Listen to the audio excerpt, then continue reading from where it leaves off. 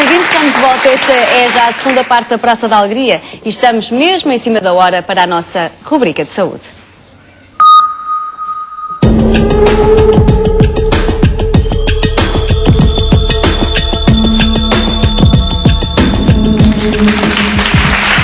É no próximo dia 29 de maio, deste domingo a 8, que vai decorrer a terceira caminhada da unidade AVC do Centro Hospitalar Gaia Espinho. Com esta caminhada, pretende-se alertar a sociedade em geral para o AVC, e o AVC como sendo a primeira causa de morte em Portugal. Connosco está a doutora Dulce Pinheiro e também Graça Marques, para dar o seu testemunho. Bom dia a ambas. Doutora Graça, esta é a terceira caminhada, o que quer dizer que as anteriores já têm sido um sucesso e, portanto, já começa a entrar no calendário de muita gente esta terceira caminhada. E também serve, acima de tudo, para alertar. Esta é a ideia da caminhada. Para o grande número de AVCs surgiu-nos há 3 anos, quando a nossa unidade começou a funcionar em pleno e abrimos a Via Verde do AVC. E é uma forma de alertar as pessoas para os sinais de alerta, porque as pessoas às vezes têm a ideia que o AVC que dói e o AVC não dói. E é preciso estar atento. E são 3 sinais que é muito simples. É a boca ao lado, é a dificuldade em falar ou boca ao lado, é a dificuldade em falar ou a falta de força num braço. Se a pessoa sentir qualquer um destes sinais, não deve ir para o médico de família, não deve ficar em casa à espera que passe. Doutora, deve ligar para o 112. Tem que existir os 3 sintomas ou pode existir apenas um?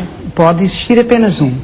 E mais vale a pessoa ir ao hospital e não ser do que ficar em casa à espera que passe e depois, quando chega ao hospital, chega tarde e fora daquela janela que nós consideramos a janela terapêutica. São para 3 poder, horas, não é, doutora? que são 3 horas. Neste momento já se consegue fazer até às 4h30, mas é mais eficaz quanto mais precocemente a pessoa chegar ao hospital. O tempo útil de atuação para que fiquem o mínimo de sequelas possível, não é? Para que a gente consiga, na situação do AVC que é provocado por um coágulo, que são os chamados AVCs isquémicos, são 2/3 dos AVCs, nessa situação nós temos uma medicação que, dada nas primeiras 3 horas, permite dissolver aquele coágulo que está a entupir a artéria e restabelecer a circulação no cérebro. E, portanto, a pessoa não ficará com as sequelas no caso de não fazer o tratamento.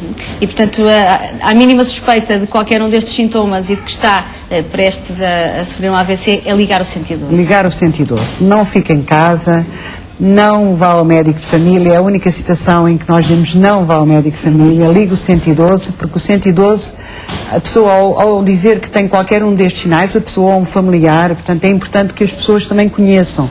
Há muita confusão entre o AVC e o infarto do coração e as pessoas confundem muito que é dor no braço. O AVC não dói.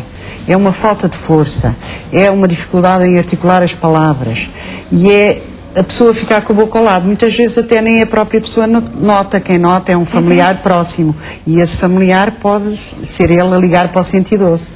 Bom, daqui a pouco nós vamos conversar com a Graça, só para terem uma ideia. Graça Marques, no espaço de 4 meses, teve 2 AVCs. Já vamos saber da sua experiência. Eu acho que o seu testemunho vai ser importantíssimo.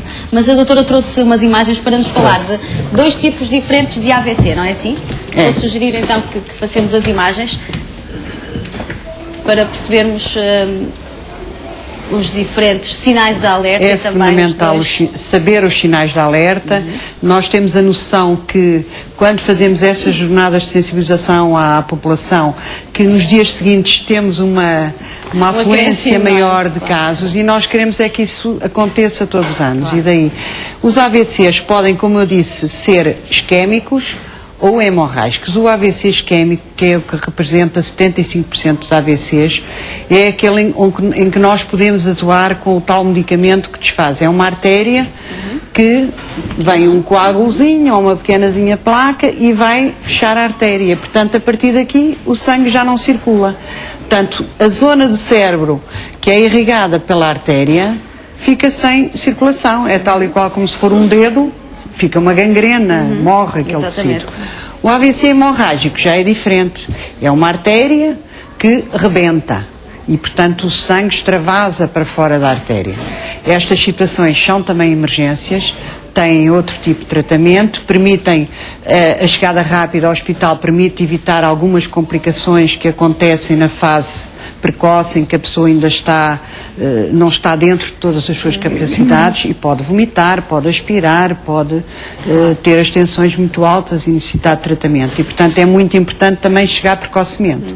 O tratamento com a tal medicamento para desfazer o coágulo será naquele tipo de AVC. AVC isquémico, que continua a ser o mais frequente. Que continua a ser o mais frequente e em que nós podemos realmente intervir sobre a própria artéria e tentar restabelecer a circulação.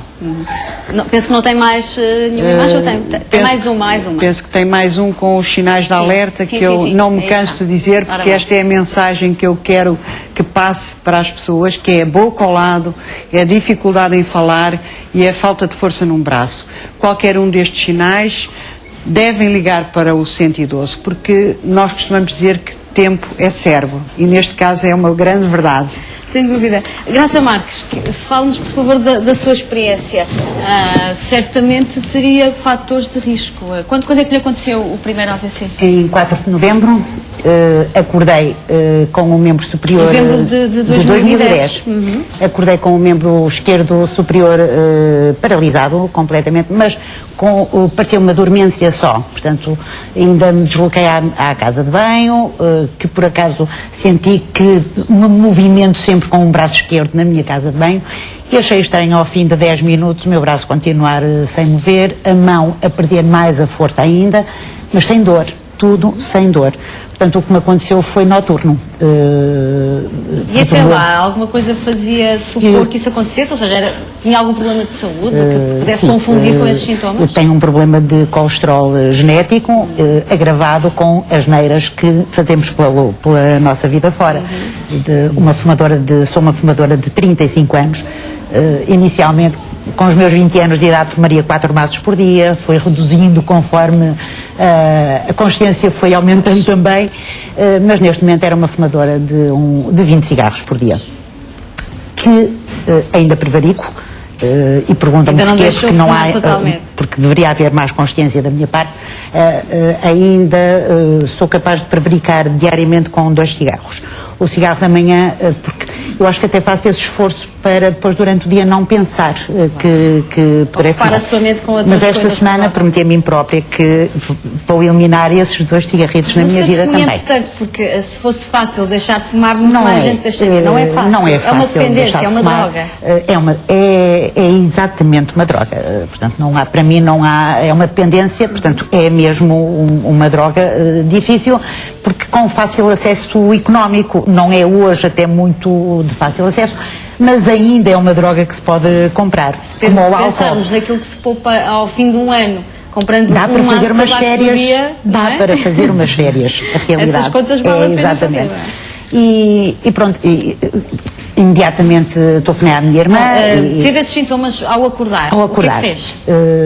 Liguei, a minha irmã tinha ficado-me de ir buscar para tomar café e eu ainda punha a hipótese de ir tomar um cafezinho primeiro antes de ir para o hospital. Mas a minha irmã disse, não, vamos já imediatamente para o hospital, e assim foi. Na altura, passado 5 minutos de entrar no hospital, já estava dentro da máquina do TAC, que não acusou AVC. Fui vista por um dos neurocirurgiões e que me falou numa descompensação radial. Vim para casa porque Doutora, o AVC... só para percebermos que diagnóstico o que é uma descompensação radial, para o que o público perceba. Muitas vezes a pessoa que tem um AVC, nas primeiras 12 horas o TAC pode ser normal e, portanto, aqui provavelmente houve uma falsa abordagem, não foi vista nem por um especialista de medicina interna, nem por um especialista de neurologia, que facilmente teriam detectado que isto era um AVC. E se tivesse ligado para o 112, se calhar teria ativado a linha verde do AVC, não é? Do AVC, e teria imediatamente sido recebida no hospital por um médico AVC. Que existe em todas as equipas de urgência um médico que está mais direcionado para este tipo de doença e, portanto, às vezes há quadros que não são assim tão claros e que podem passar despercebidos. Exatamente. Bom, com esse diagnóstico depois voltou para casa? Voltei para casa e no dia seguinte, quando me levantei, possivelmente deve ter sido novamente um ataque noturno, senti a minha perna rastejar. Portanto, eu já não conseguia levar a perna. Senti mesmo sempre o chão a tocar, sempre sem dor. E a minha irmã chamou novamente o INEM, em que já entrei imediatamente outra vez. Demorei quase exatamente a mesma coisa, portanto foi atendida imediatamente. E então aí acusou imediatamente o AVC. E pronto, e fiquei logo internada na unidade de AVCs durante 15 dias. A preparar-me possivelmente para uma cirurgia, porque depois os exames que fiz, a ecodoppler, mostrou que tinha uma carótida com 95% de bloqueio já. Tenho a carótida esquerda também com bloqueio e uma estenose pequena na aorta, mas que a tenho também. Mas neste momento, peço desculpa, neste momento o que me fez ter o segundo AVC foi um bloqueio total da carótida direita. Portanto, esta carótida que fechou completamente. Portanto, a sua vida teve que mudar, os seus hábitos mudaram? Mudaram. A nível alimentar também, porque eu era uma pessoa que adorava queijo, comia uma média de 200 gramas de queijo por dia, não toco no queijo, e isso não como absolutamente nada com gorduras. Bebo um bocadinho de vinho à refeição, não sempre, porque não tenho o hábito de beber, mas posso beber um bocadinho de vinho, mas não toco numa ponta de gordura, só como legumes, carnes brancas e peixe. Nem todos, não como marisco, por exemplo. Houve uma data de mudanças na minha vida, acho que é terrível, não é? Terminam mesmo. Exercício físico? Faço 4 km da parte, eu vivo muito próximo da praia e tenho um passadiço de 2 km e pico, quase em frente à casa. E então faço 4 km de manhã e 4 km a seguir ao jantar. Doutora Dulce, convém fazer aqui também um parênteses. A Graça tinha 2 importantíssimos fatores de risco. É muito importante e penso que a maioria das pessoas só depois de apanhar o primeiro susto é que começa realmente a olhar para as coisas com outros olhos. Infelizmente, nós às vezes aprendemos quando apanhamos um susto, e no caso da Graça, por acaso, ela conseguiu que o susto fosse pequeno, mas, e não ficar deficitária, não está muito bem, mas a Graça tem um problema de colesterol muito alto, com placas de gordura nas carótidas, e que, inclusive, no primeiro AVC, nos criaram alguns problemas, dado o risco de cirurgia, de podermos soltar algum bocado daquela placa de gordura e provocar-lhe um AVC durante a cirurgia. Graças a Deus que correu muito bem a cirurgia e ela, pelo menos aquela carótida funciona. Agora, é muito importante que as pessoas queiram viver muitos anos, mas queiram viver muitos anos com qualidade, e isso depende um bocado da própria pessoa, de adquirir hábitos de vida saudáveis, de não fumar. Quando somos jovens não pensamos nisso, pensamos que somos imortais. Mas nós agora temos uma população cada vez mais envelhecida e o objetivo dos médicos não é prolongar muito a vida às pessoas, desde que não tenha qualidade. Claro, e eu também quero um dia vir a ter 80 anos e andar todos a queremos chegar lá, mas bem, não é? 4 km por dia. Portanto, mas para isso é preciso ter alguns cuidados, e nós temos que pensar que não é depois de acontecer que vamos adquirir esses hábitos, é antes. É fazer uma alimentação saudável, é fazer exercício físico regular. Nas pessoas que têm fatores de risco, como a hipertensão, como a diabetes, controlar muito bem com a medicação esses fatores de risco, e é a única forma de se evitar o AVC. Claro, e convém dizer também que as unidades de AVCs espalhadas por todo o país têm evoluído imenso. A do Centro Hospitalar de Gaia, certamente que desde 2006, quando abriu, já evoluiu muito. Evoluiu.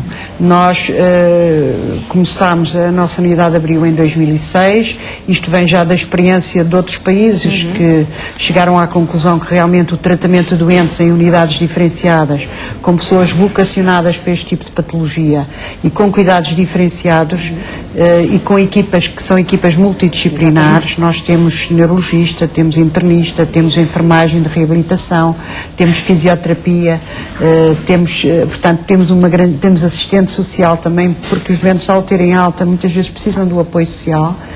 e nós gostamos de dar continuidade ao trabalho que é iniciado na nossa unidade. Temos também em Espinho uma unidade de cuidados continuados, que é uma unidade de convalescença de 30 dias, que é uma unidade piloto a nível do país, para cuidados no doente com AVC, e em que os doentes saem extremamente recuperados, aqueles que entram com déficits. Claro. E que é muito importante a reabilitação na fase inicial do AVC. Vamos então fazer o último convite aqui para esta caminhada. Vamos, que vai decorrer então no dia 29 de maio, deste domingo a 8.